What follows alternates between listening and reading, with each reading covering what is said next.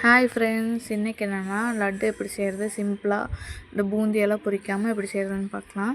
நான் 2 கப் எந்த கப் வேணால் எடுத்துக்கோங்க. 2 கப்பில் கடலை மாவு எடுத்திருக்கேன். அதில் ஒரு டம்ளர் தண்ணி ஊற்றினாவே அது நம்ம கெட்டியாக மாவு பதத்துக்கு வந்துடும். நம்ம டைரெக்டாக எண்ணெய் நல்லா காஞ்சோனையுமே ஒரு ஸ்பூனில் அப்படி இல்லைன்னா அப்படியே டைரெக்டாக கூட ஊற்றி நல்லா ஒரு போண்டா ஷேப் வரும், இல்லைன்னா சப்பட்டையாக வரும். அந்த மாதிரி சுட்டு இந்த பபிள்ஸ் எல்லாம் அடங்கினோன்னே எடுத்துடணும். அந்த மாவு நல்லா வெந்திருந்தால் போதும். அதை தனியாக எடுத்து நல்லா ஆறினோன்னே மிக்சியில் ஒரு 2 ஓட்டு ஓட்டினோம்னாவே அது நம்மளுக்கு உதிரி உதிரியாக கிடச்சிரும். அது தனியாக வச்சுட்டு ஒரு பாத்திரத்தில் 2 கப் கடலை மாவுக்கு 1.5 கப் சர்க்கரை, இனிப்பு ஜாஸ்தியாக வேணுன்னா 1.25 கப் போட்டு கொஞ்சோண்டு ஒரு 1/2 டம்ளர் தண்ணி ஊற்றி நல்லா மிக்ஸ் பண்ணிவிட்டு ஃபுட் கலரும் போட்டு அது நல்லா கம்பி பதம்னு சொல்ல முடியாது, ஒரு கம்பி பதத்துக்கு கம்மியாக அரை கம்பி பதம், அதாவது நீங்கள் பிசுபிசுப்புன்னு எடுக்கிறப்ப அந்த கம்பி பதம் உடையணும்.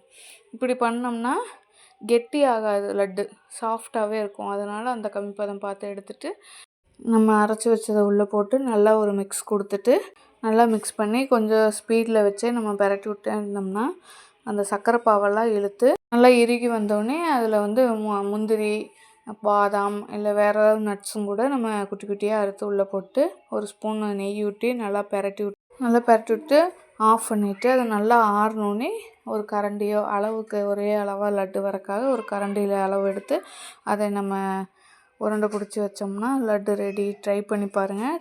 ரொம்ப சாஃப்டாகவும் இருந்தது, டேஸ்ட்டாகவும் இருந்தது.